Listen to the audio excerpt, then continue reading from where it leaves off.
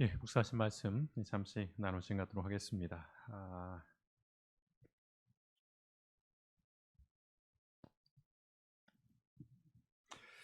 오늘은 2023년의 마지막 날입니다. 또한 마지막 주일입니다. 뭐 알고 계시죠? 그러나 잊으셨겠지만 올해 첫날이 무슨 요일이었습니까?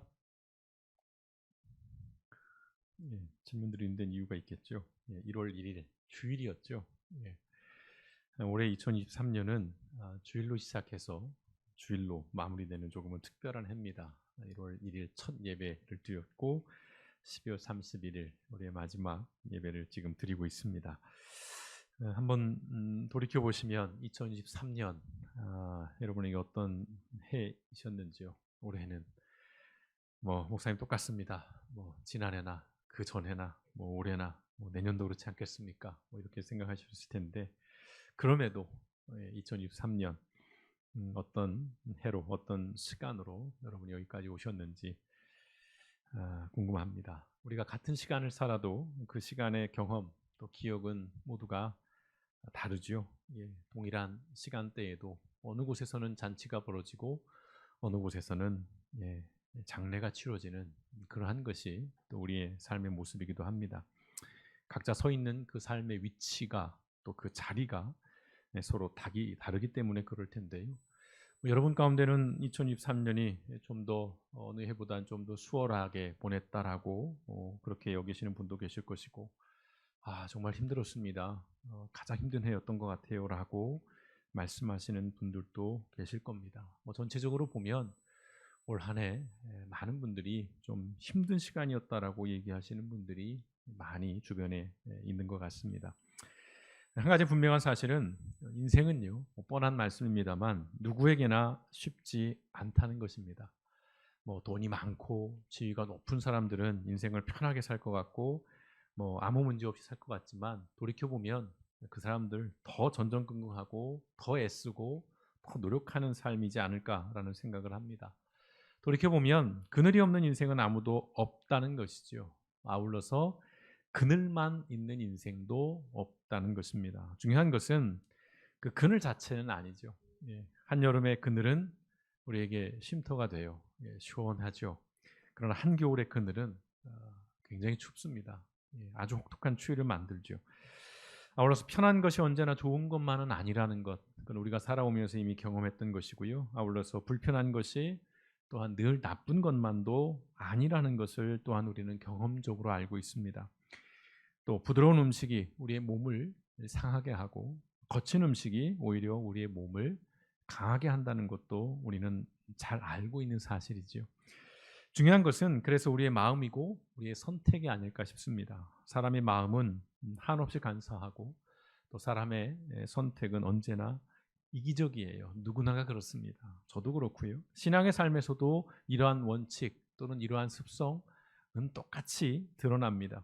특별히 하나님에 대해서 우리 인간의 마음은 대단히 이중적이에요. 요약해 보면 그렇습니다. 축복은 할증받고 싶어 하지만 징벌은 할인받고 싶어 하는 것이죠.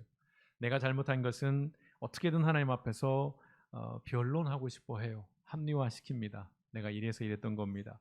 내 탓이 아니에요. 이건 환경의 문제고 저 사람 때문에 그런 것이고, 그래 자꾸만 나의 잘못은 하나님 앞에 감추려고 합니다. 근데 축복을 받는 문제에 있어서는 더 많은 것들을 받고 싶어 하는 것, 그게 모두 우리의 마음이죠. 그래서 문제가 사실은 생기는 것입니다. 그런 이중적인 마음 속에서 하나님에 대한 여러 가지의 생각들, 우리의 믿음, 우리의 신앙의 많은 혼란들이 그런 어떤 이중성에서 기인하는 것인데, 저 역시도 그렇습니다. 근데 모든 인간이 그런 마음을 가지고 있다고 해서 그것이 정당한 것은 아니라는 것입니다. 천사람 만사람 모든 사람들이 다 그 길을 간다고 해서 그 길이 옳은 길, 그 길이 바른 길은 아니라는 것이지요. 하나님이 하나님이신 이유 여러 가지로 말씀드릴 수 있을 것 같습니다만 중요한 것은 언제나 그 하나님은 공정하고 정의로우시기 때문에 우리가 하나님이라고 부를 수 있는 것입니다. 축복과 징벌의 잣대가 사람에 따라서 다르게 적용된다면 하나님이실 수 없죠. 우리의 믿음의 대상일 수 없습니다. 다시 말씀드립니다. 한결같지 않으면 하나님은 더 이상 우리의 믿음, 신앙의 대상이 될 수 없는 것이에요. 그래서 어떤 인간도 우리의 신앙의 대상이 될 수 없습니다. 아무리 훌륭하고 아무리 위대한 사람일지라도 한결같지 않거든요. 그래서 우리가 그런 사람을 믿음의 대상으로 신앙의 대상으로 삼지는 않아요. 그러나 하나님은 한결같으시기 때문에 신실하시고 진실하신 분이시기 때문에 우리가 믿음의 대상으로 여기는 것입니다. 오늘 우리가 이 묵상하신 나훔서의 말씀이 오늘 3장만 보자면 되게 무시무시한 말씀. 올해 마지막 주일 예배인데 뭐 이런 거친 이야기들이 등장하는 말씀을 묵상할까 싶으실 텐데요. 오늘 묵상하신 이 나훔서의 말씀이 바로 그런 한결같으신 신실하신 하나님에 대한 이야기를 담고 있습니다. 나훔서는 도무지 멸망할 것 같지 않던 거대한 아수르 제국의 수도 니느웨의 멸망을 예고하는 말씀이에요. 이러면 이제 한 말씀이 떠올라야 돼요. 묵상하셨던 말씀 중에 뭐가 또 어떤 말씀이 떠오르시나요? 니느웨, 요나서 말씀이 떠올라요. 이제 헷갈리시면 안 됩니다. 이제 설명해 드리겠습니다. 자, 이 나훔서에서 니느웨는요, 그 도시는 완전하고 완벽하게 무너질 거예요. 멸망합니다. 아주 처절하게, 혹독하게요. 그리고 이건 돌이킬 수 없이 이미 확정된 결말이에요. 나훔 선지자는 니느웨의 심판에 대한 예언에 앞서서 3장의 그 무시무시한 말씀에 하기에 앞서서 1장과 2장을 통해서 보시면 하나님이 어떤 분이신가를 먼저 말씀하셔요. 나훔서 1장 2절과 3절 상반절에 보시면 주님은 질투하시며 원수를 갚으시는 하나님이시다. 주님은 원수를 갚으시고 진노하시되 당신을 거스르는 자에게 원수를 갚으시며 당신을 대적하는 자에게 진노하신다. 주님은 좀처럼 노하지 않으시고 권능도 한없이 많으시지만 주님은 절대로 죄를 벌하지 않은 채 내버려 두지는 않으신다 라고 말씀하십니다. 우리가 잘 아는 말씀이죠. 하나님 노하기를 더디하시고 자비와 긍휼이 많으신 분이라고 하는 그런 말씀. 여기에는 우리에게 위로가 되는 말씀도 있고 또 우리에게 경고가 되는 그런 말씀, 아주 무시무시한 말씀도 들어 있습니다. 7절 말씀에 보시면 하나님에 대해서 이렇게 얘기합니다. 여호와는 선하시고 환난 때에 피난처가 되시며 자기를 신뢰하는 자들을 보호하신다 라고 나훔 선지자가 얘기해요. 하나님 자비로우신 분, 인애하신 분이라는 겁니다. 나훔 선지자가 계속해서 하나님이 어떤 분이신지를 이야기해요. 그러나 동시에 하나님은 악에 대해서 준엄하게 심판하시는 분이라는 것 또한 명확하게 밝혀두고 있습니다. 나훔 선지자는 니느웨에 대해서 이제 이렇게 고발하기 시작을 합니다. 이제 하나님은 이런 분이야라고 딱 선언한 다음에 오늘 3장 1절 보시면 화 있을진저 피의 성이요 그 안에는 거짓이 가득하고 포악이 가득하며 탈취가 떠나지 아니하는도다. 이 말씀은 그냥 개역개정 그대로 여러분에게 드렸습니다.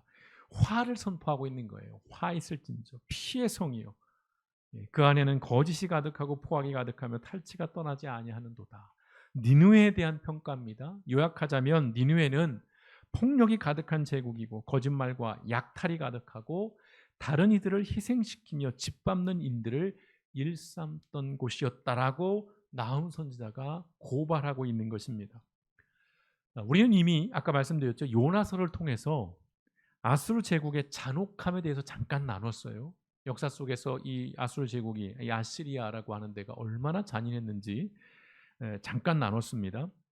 니느웨는 이 요나서와 이 나훔서를 통해서 하나님과 인간에 대한 매우 강력한 실물 교육을 제공해요. 교보제 같은 거예요. 하나님이 어떤 분이신지 그리고 인간이 어떤 존재인지에 대해서 이 요나서와 나훔서가 명확하게 대조를 하면서 우리에게 보여줍니다. 요나서와 나훔서는 시간적으로 보자면 약 100년의 간격이 있어요. 요나서가 앞섭니다. 1세기 전 100년 전쯤 요나서에서 니느웨는 하나님의 말씀에 즉각적으로 순종했어요. 기억나시죠? 예. 망할 것이다. 너희들이 회개하지 않으면. 그러자 왕으로부터 해가지고 가축들까지 다 베옷을 입히고 그들이 통곡하면서 자신들의 죄를 회개했던 기억 나시죠? 그렇게 하나님 앞에서 회개하는 사람들이 어떤 은혜를 얻었는지를 요나서는 명확하게 우리에게 보여줬어요. 악인들도 하나님께 돌아오면 정말 저런 사람은 또는 저런 사람도 하나님이 구원하신다면 나는 하나님 안 믿겠어. 그러는 분들이 있긴 하죠.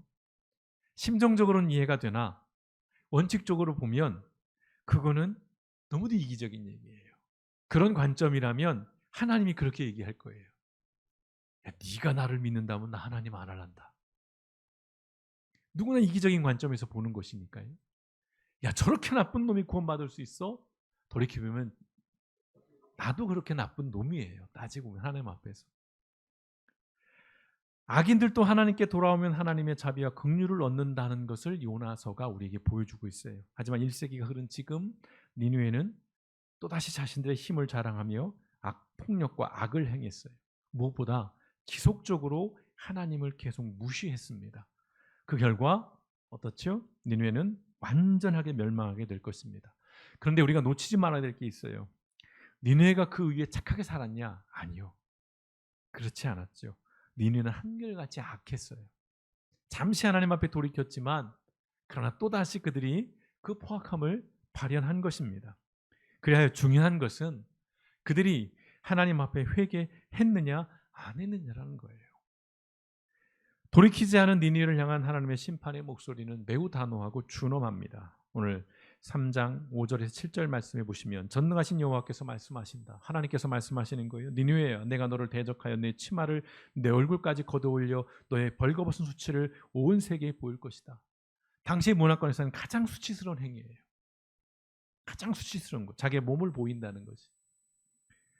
내가 또 더러운 것을 너에게 던져 너를 모욕하고 너를 구경거리가 되게 하겠다. 너를 보는 자들이 다 내게서 도망하며 니느웨가 황폐하였다. 누가 너를 위해 슬피울까?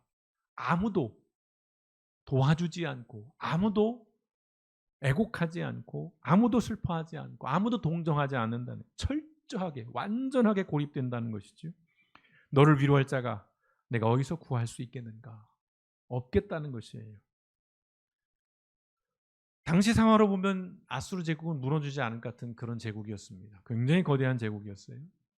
그러나 완벽하게 멸망하게 됩니다. 오늘 이 니느웨의 멸망에 대한 예언은 당시 이스라엘 백성들에게는 굉장한 위로가 되고 위안이 되는 말씀이었어요. 생각해 보세요. 끊임없이 아수르로부터 고통을 당했어요. 수탈당하고 침략당하고 생명의 위협을 당하고 노예로 끌려가고 이런저런 이유로 죽임을 당하고 모든 것들을 다 빼앗기는 그런 상황에서 니느웨는 처절하게 멸망할 것이다라고 하는 이 예언의 말씀은 이스라엘 사람들에게는 굉장한 위로예요. 그런데요, 이게 단순한 복수심이나 통쾌함 때문만은 아니라는 것입니다. 인간적으로 보자면 그럴 거예요. 저 나쁜 놈들 그래 심판받으니까 내 속이 다 시원하다. 무슨 10년 묵은 채증이 다 내려가는 것 같다. 이렇게 말할 수 있을 텐데 오늘 우리는 이 나음서를 통해서 확인해야 될 것은 뭐냐면 그러한 단순한 인간적인 의미에서 복수심이나 통쾌함이 아니라 하나님이에요. 하나님을 봐야 된다는 것입니다. 하나님의 그 한결같음을 확인하는 것이기에 이 이스라엘 사람들에게는 위로가 되고 위안이 되었다는 것입니다. 이스라엘은 아수르 제국의 그 강력함이 자신들이 믿는 그 여호와 하나님조차도 제압하고 통치하는 것처럼 보였어요. 무기력하게 보였다는 말입니다. 내가 믿는 하나님이 이렇게 힘이 없나? 내가 믿는 하나님이 이렇게 무기력하신가? 그들의 믿음이 끊임없이 흔들렸던 거예요. 자신들의 범죄는 둘째치고라도 하나님에 대해서 끊임없이, 근데 그 믿음이 흔들린다는 것은 그들에게 있어서는 그들의 삶의 토대가 무너지는 거예요. 단순히 나 교회 안 나가 이 정도가 아니라 삶이 무너지는 것입니다. 하지만 하나님께서는 나훔 선지자를 통해서 하나님의 하나님 되심을 선포하신 거예요. 아수르 제국의 포악과 학대와 압제와 착취를 심판하심으로써 하나님의 정의, 하나님의 하나님 되심을 그들에게 보여주었다는 것입니다. 다른 사람들을 포악하게 대하고도 형벌을 받지 않고 잘 살 수 있다고 믿는 자들에게 하나님의 의로운 진노를 명확하게 보여준 것입니다. 의로운 자들에게 복된 소식은요, 불의한 자들에게는 두려운 소식이에요. 그렇죠? 다시요. 의로운 자들에게 복된 소식은 불의한 자들에게는 두려운 소식입니다. 여기서 우리는 그래 나는 의로 보니까 복된 소식. 아니요. 누구에게나 이것은 언제라도 복된 소식이 두려운 소식이 될 수 있고 두려운 소식이 복된 소식이 될 수 있습니다. 그러니까 니느웨의 멸망은 그래서요. 복된 소식이면서 동시에 두려운 소식이라는 것입니다. 니느웨에 대한 하나님의 심판은 니느웨 사람들에게만 특별하게 적용되는 게 아니라 모든 사람들에게 적용되기 때문입니다. 특별히 택한 백성이라고 하는 이스라엘 백성들에게도 동일하게 적용이 된다는 것입니다. 회개했던 니느웨는 구원을 받았습니다. 그러나 회개하지 않은 니느웨는 멸망했어요. 누구든지 악을 행하고 돌이키지 않으면 하나님의 존엄한 심판을 피할 수가 없습니다. 이 뻔한 말씀, 이 교과서 같은 말씀, 이 도덕 같은 말씀, 이것이 우리에게 무감하게 다가올 수 있어요. 그러나 여러분 돌이켜보면 어마무시한 말씀이에요. 무시무시한 말씀인 것입니다. 우리가 흔히 역사를 이야기할 때 역사는 반복된다 그런 말을 합니다. 지금 어쩌면 우리는 지금 반복의 역사를 우리 사회가 또다시 경험을 하고 있는데요.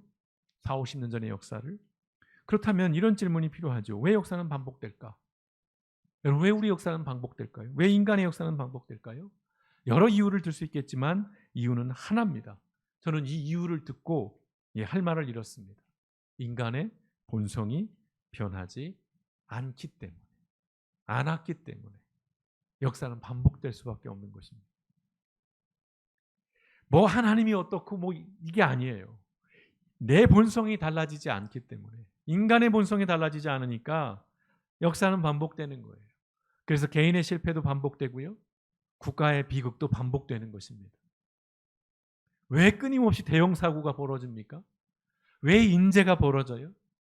그걸 고쳐나가고 그걸 개선해 나갔다면 조금 줄어들 텐데 안 하니까요. 안 바뀌니까요. 또 반복되는 것입니다. 아마 머지않은 시간 동안 우리는 재난에 대한 뉴스를 또 듣게 될 겁니다. 뭐 이런 말씀 드리는 것이 좀 그렇습니다만 어딘가에서 큰 사고가 벌어질 거예요. 어딘가에서 참사가 또 벌어질 겁니다. 어딘가에 또 전쟁의 소식이 일어날 것입니다. 그건 우리가 바뀌지 않기 때문에 그런 것이지요. 다 저마다의 욕망에 사로잡혀서 사람들은 그 욕망의 마음이 어두워져서 끊임없이 잘못된 판단과 선택을 반복하는 것이죠. 자, 우리가 정치인들을 이야기할 때 저 나쁜 놈들, 저 우리를 또 속였어. 막 이런 얘기를 하죠. 근데 냉정하게 여러분 생각해 보십시오. 속은 게 아니에요. 그들이 우리를 속인 게 아닌 것이죠. 우리의 욕망으로 우리는 스스로 나를 속인 것이고 내가 속은 거예요. 사실 한 번 더 고민하고 한 번 더 성찰해 보면 저 사람의 말이 얼마나 허무맹랑하고 저 공약이 얼마나 뻥인지, 그리고 저 사람이 얼마나 위선적이고 저 사람이 얼마나 가식적인지를 알아요. 그런데 그 사람이 해주는 말에 속거든요. 집값을 올려주겠다, 도로를 내주겠다, 부동산 경기를 어떻게 하겠다, 무슨 지원금을 어떻게 주겠다, 그런 거에 우리 스스로가 속아가는 것이죠. 두 번, 세 번 속는 게 바로 그 증거죠.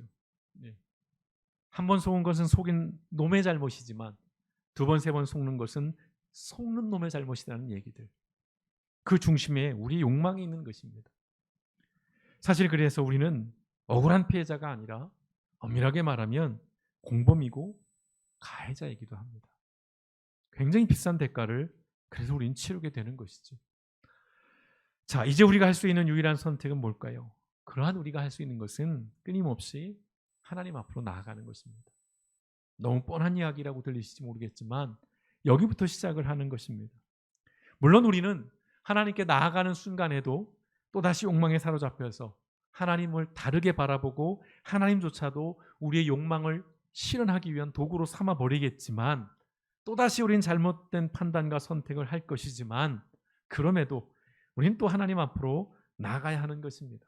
왜요? 그것만이 우리의 잘못을 용서받을 수 있는 유일한 길이고 그것만이 그나마 우리의 시행착오를 줄여가는 최선의 길이기 때문에 그렇습니다.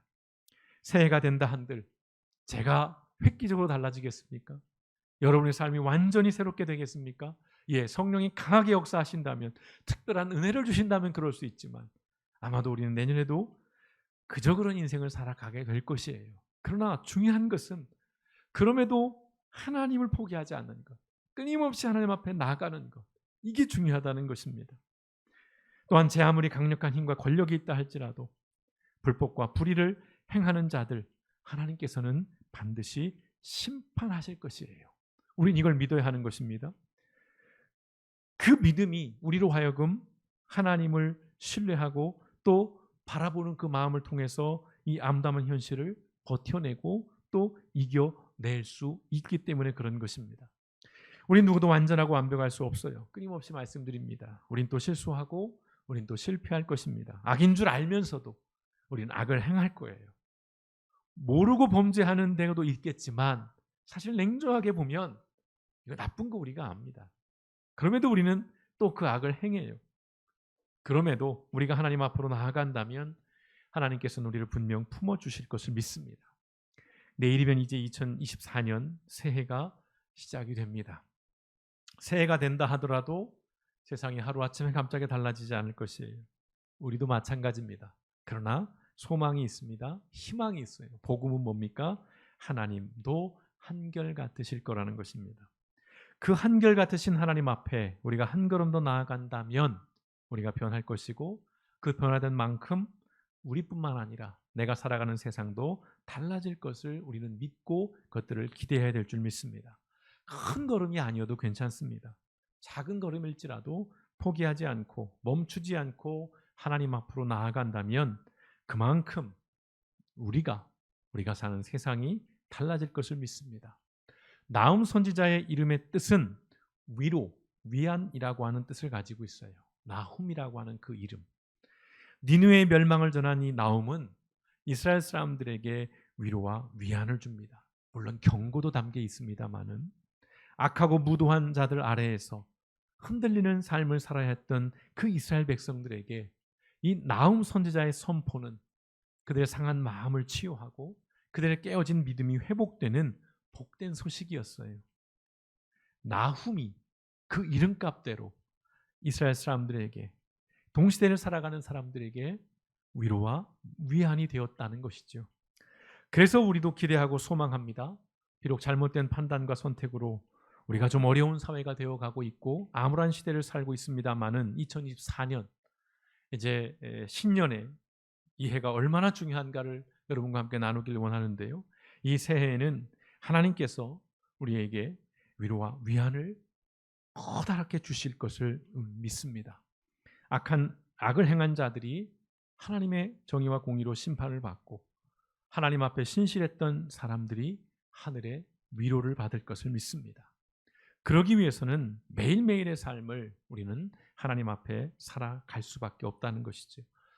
그럼에도 여전히 우리가 욕망에 빠져 살면 그 결과도 뻔한 것입니다. 위로와 위안 대신 하나님의 준엄한 심판 앞에 놓이게 될 것입니다. 사랑하는 성도 여러분, 어렵지만 욕망에 눈멀지 않고 맑고 순전한 눈으로 하나님을 바라보며 살아가는 이 땅의 교회와 우리 그리스도인들이 이 무도한 자들에게는 하나님의 준엄한 음성이 되고 또 억울한 사람에게는 하나님이 주시는 복된 소식이 되는 그러한 2024년 새해가 되시기를 주님의 이름으로 축원드립니다.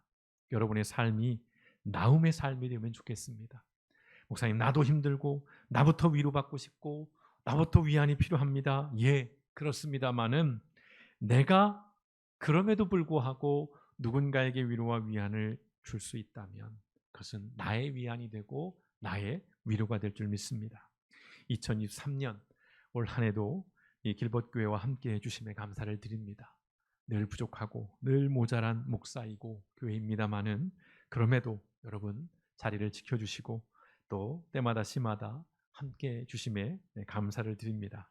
덕분에 여기까지 올 수 있었습니다. 염치 없지만 새해에도 길벗교회와 함께 해주시기를 2024년 새해에도 길벗교회를 통해서 하나님을 알아가고 하나님을 배워가고 또한 하나님의 사람으로 살아가는 일들을 같이 고민하고 같이 씨름하는 그런 시간 될 수 있으면 좋겠습니다. 올 한 해 제가 힘들었던 이유는 창세기부터 쭉 오는 이 구약의 말씀들이 전체적으로는 무거운 말씀들이에요. 특히 선지서에 오면 온갖 막 심판의 얘기들, 막 저주의 얘기들, 니들 잘못했다, 그렇게 살면 안 된다, 똑바로 살아라, 이런 얘기들로 가득 찬 말씀들, 그 비슷비슷한 선지서 예언서의 말씀들을 매주 준비하는 과정에서 굉장히 마음속에 부담이 컸어요. 저 스스로 야, 이것도 그렇지 않아도 삶이 고단하고 힘든데 좀 가벼운 말씀 위로가 되고 또 마음이 좀 편안한 말씀들을 들어야 되는데 맨날 목사가 세상이 어떻다, 뭐 교회가 어떻다, 부정적인 얘기, 뭐 어두운 얘기들, 비관적인 얘기들, 예, 뭐 이런 얘기들만 하다 보니 그걸 준비하는 제 입장에선 굉장히 마음의 부담이 컸고 늘 저도 무거운 짐을 지었습니다. 변명인데요. 근데 아직 이 선지서가 끝나지 않았어요. 새해에도 한동안 선지서가 갑니다. 예. 그러나 분명한 것은 여러분이 알아주시기를 바라는 마음은 그것입니다. 이것이 우리에게 무겁고 우리에게 부담되는 말씀이지만 그러나 이 말씀을 우리가 외면하고 이 말씀에 귀 닫아버린다면 그저 우리가 입안에 탄 음식들만 쫓아간다면 그 끝은 영원 신세예요. 한국교회뿐만 아니라 세계 모든 교회들이 지금 다 위기를 맞고 있습니다. 특별히 한국교회는 더할 나위 없죠. 아주 심각합니다. 저는 소위 말하면 이렇게 표현해 보겠습니다. 이 업계에 몸을 담고 있기 때문에 업계 상황을 누구보다 잘 알고 있습니다. 어느 교회들이 어떻게 무너지고 있고 어느 교회들이 어떻게 망가졌고 어떤 목사가 어떤 문제를 일으켰고 어떤 교단들이 어떻게 쪼개지고 있고 또 교회 안에서 어떤 분쟁과 분란들이 있고 제가 아는 교회로부터 모르는 교회까지 수없이 많은 이 업계 이야기들을 듣습니다. 하나도 소망이 없어요. 그 이유가 뭔가를 곰곰이 생각해 보면 결국은 교회를 통해서 그저 달콤한 이야기, 그저 마약 같은 이야기만 듣기를 원하는 거예요. 그저 복 받으십시오. 그저 건강하십시오. 예, 물론 중요합니다. 그러나 오늘 우리 시대에 우리 한국교회에게 필요한 말씀들은 조금은 쓴 말씀들이기도 하고 무거운 말씀들이 필요하다는 것이죠. 제가 감히 무슨 구원자로서의 그런 말씀을 드리는 것은 아닙니다만은 그런 고민을 우리는 놓을 수 없다는 것입니다. 비록 작은 교회지만 우리가 큰 영향력은 없지만 저는 세상을 바꾸고 사회를 바꾸려고 하는 것이 아니라요. 저 스스로 그리고 저와 함께하는 우리 성도님들이 적어도 하나님에 대해서 좀 더 바르게 알고 믿음이 어떠한 것인지 그리스도인이 산다는 것이 어떤 것인지 신앙을 가지고 산다는 것이 무엇이고 하나님의 나라의 개념이 어떠한 것인지 일상을 살아간다는 것이 특별히 믿음을 가지고 산다는 것이 무엇인지를 조금이라도 더 같이 나누고 고민해보고자 하는 그런 마음이었습니다. 혹여 말씀이 부담되고 무겁고 그래서 여러분 마음에 차지 않고 또 한 해 이런 답답한 저런 어려움이 있었다는 것 여러분들 너른 마음으로 헤아려 주시고 이제 내년에도 또 하나님 계속되는 말씀들을 통해서 우리가 그 준엄한 말씀이지만 그러나 그 속에 우리에게 희망이 있고 그 안에 위로가 있고 그 안에 하나님이 주시는 놀라운 은혜가 있다는 것을 기억하시면서 길법교회를 통해서 우리가 사는 날 동안 하나님 앞에 바르고 건강한 교회로 그러한 그리스도인으로 조금씩 변화되어져 가는 그리하여 우리가 한국교회를 구원하진 못할지라도 적어도 교회로서 존재하고 우리가 순전한 그리스도인으로서 존재할 수 있기를 그런 소박한 희망, 기대, 목표를 가지고 2024년 새해에도 우리 하나님 앞에서 다시 한번 믿음으로 달려 나아가는 저와 여러분 우리 길법교회 모든 성도님 되시기를 주님의 이름으로 축원드립니다. 아울러 이 자리에는 없지만 매주 저 화면 속에서 예배를 함께했던 지금 각지에 있는 많은 우리 랜선 성도님들 대전에 제 친구가 자기가 랜선 성도라고 신방 안 오냐고 저한테 그러고 있는데 지금 예배를 드릴 겁니다. 영상으로 함께해 주셨던 멀리 떨어져 있는 여러 분들 다시 한번 감사를 드리고요. 내년에도 영상으로 길법교회 함께해 주시기를 또 부탁을 드리겠습니다. 올 한 해 여러분 정말 수고 많으셨고 새해 더욱더 하나님의 큰 은혜가 함께 하시는 그러한 삶이 되시기를 주님의 이름으로 축원드립니다. 이 시간 우리 함께 같이 기도하시면 좋겠습니다.